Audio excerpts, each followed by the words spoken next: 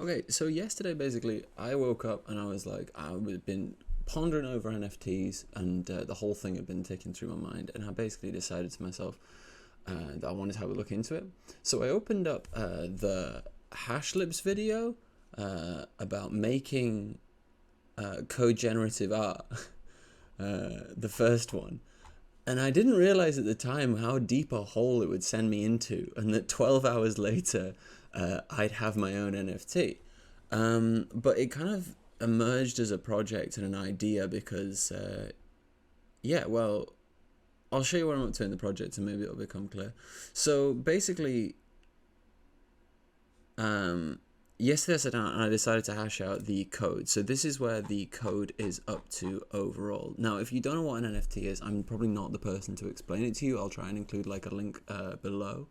But this is basically a program which takes a set of variable layers which I can create and spits them out into a whole different kind of bunch of variations based on and each one will be unique.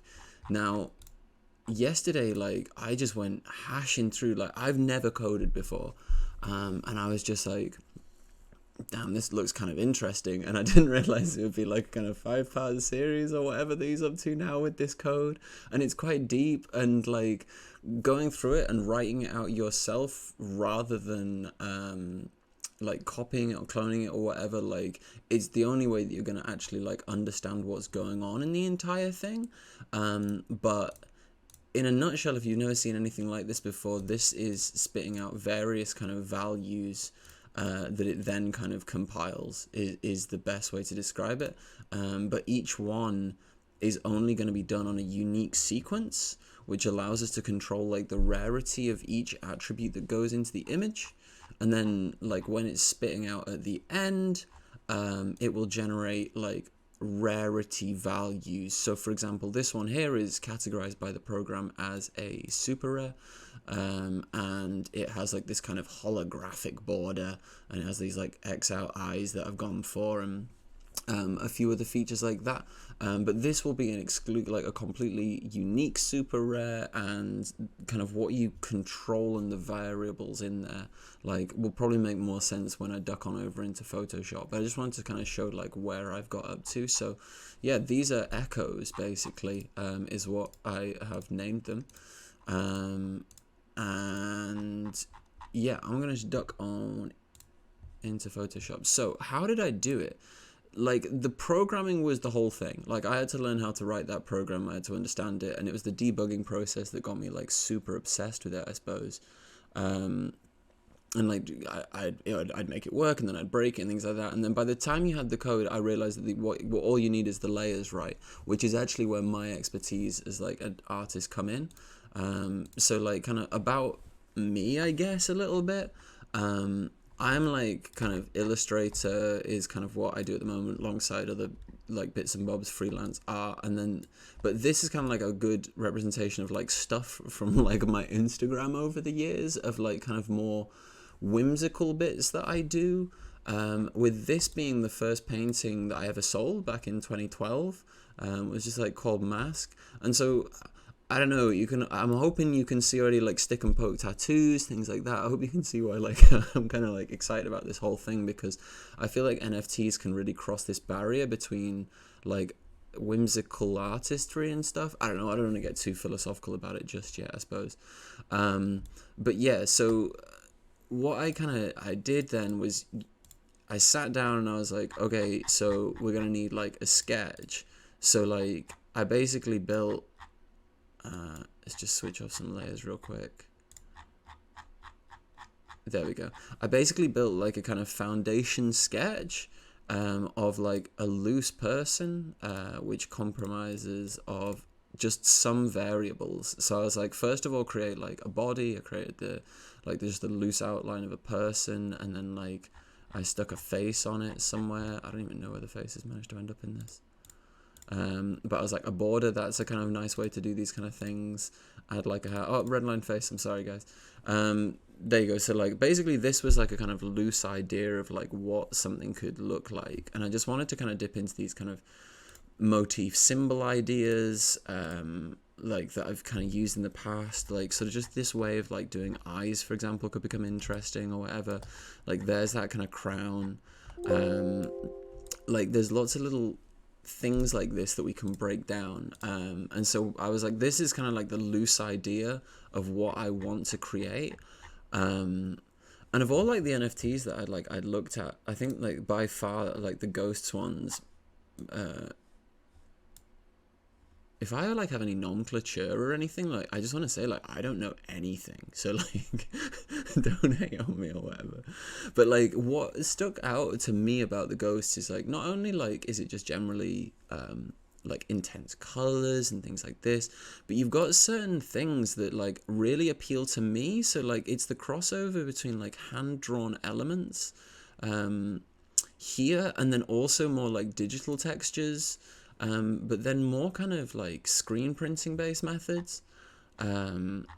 My degree was painting at Edinburgh College of Art, so like I come from a painting background, like very physical media, and so like where that boundary crosses, like I think that's why I'm like mega interested in, I guess. But yeah, more like printmaking techniques that come in quite a lot. I'm trying to find like a really good example of it.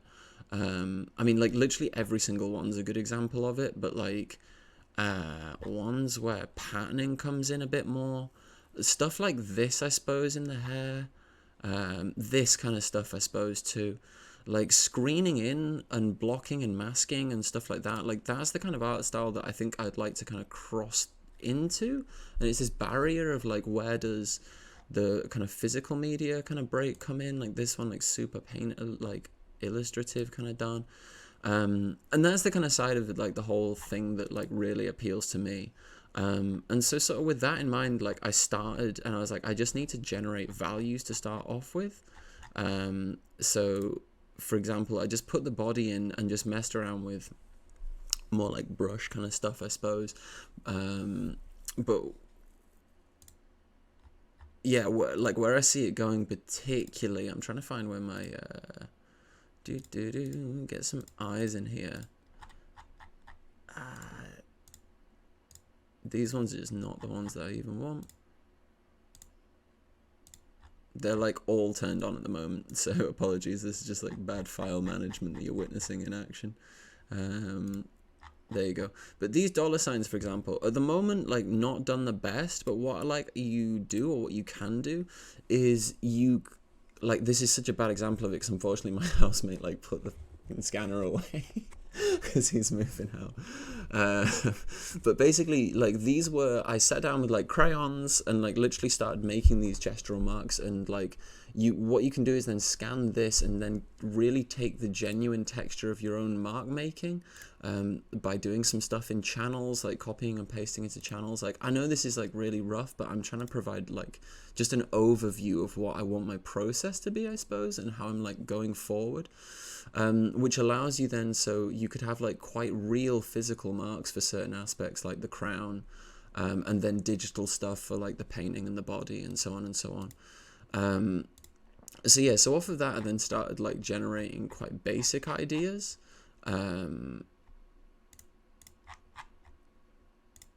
Like particularly just like that as a base image, I suppose.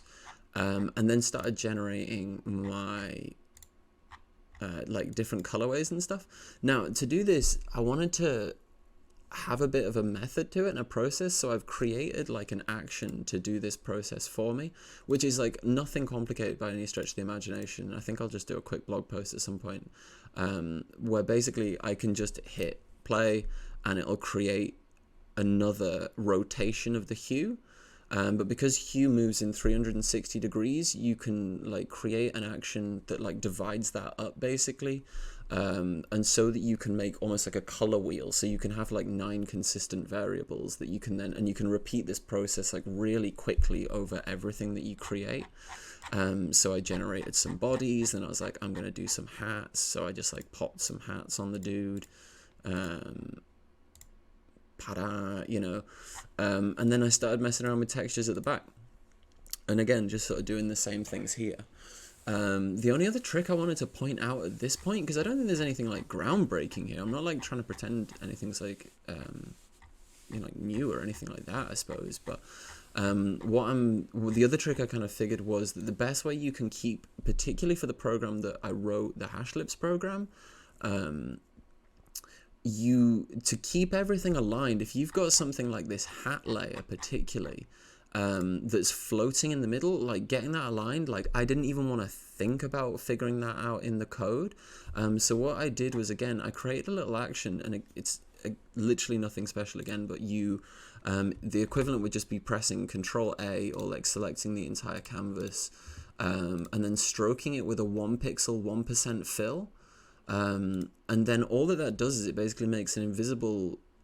I'm like kind of superstitious that like if I change it to 0% will like screw it up, and I've not tested it, and it's like at this point I'm like, no, keep it at 1%, because this is like a 600 pixel image as well, so like 600 by 600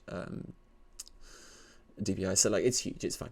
But basically what that does is it creates a frame that's 1 pixel and only 1% opacity around the outside of everything. That means that when the program compiles it, it just treats them all as exactly the same size.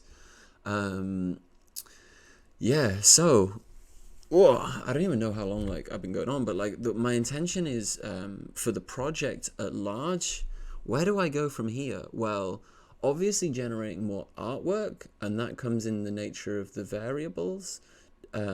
So things like hats and stuff like that. Once I minted 100 of these. Well, sorry, I didn't mint them. I just I got the program to spit them out basically. I spat out like 100 different ones, and like what stands out to me like as a kind of selection, is like, for example, just there's too many blue hats, for example, so like I've got to go around and fiddle with the different rarities, because at the moment these are distributed quite randomly, so like figuring out the different rarities of what I want things to be, and so stuff like that, and then also just developing more like consistent style features. So for example, at the moment in like my super rare kind of editions, I've got these like cool hollow borders, which I really like, because like I'm of the kind of Pokemon and Yu-Gi-Oh card tradition, so like I like the idea of this having like a kind of metallic print to it or something. But these also just look really striking, and like I like the kind of, for the common kind of class of them, I've gone for like a white torn edge, or the black, and then for the rarer ones I've done color variants. So sort of figuring out just kind of how to get those things to interact with one another, I suppose, just to give it a bit of stylistic consistency, and avoid things like clipping when you like use this on Twitter or something along those kind of lines. But yeah, look, I think that's a kind of project overview of to where we're up to like so far. Like if you're watching this, like cheers. I don't know where it's going, but we're going somewhere, right? Yeah, so thanks for tuning in. Like obviously like and subscribe and things like that. Like follow me on my platforms. I'm trying to build those things kind of as we go along and kind of remarket myself, or yeah, like just get to know people, I suppose. That's why I've done this project log, is like this isn't like really about much other than how cool is like this as a thing. Like how cool is this? Like literally yesterday morning I didn't know about coding, or I do know a bit about coding. Like I programmed like something after like Mr. Robot came out or something. I tried something, right? But like I don't really know anything, and this morning I was able to do that because of how cool this community is, and I think that's sick. And like I suppose what I could think I can bring to the table is a bit more about like how people can use Photoshop and stuff like that a little bit better. And so really, yeah, like if you're tuning in, thanks very much. Like that's sick. Cool, thanks very much, yeah. Bad ending. Yeah.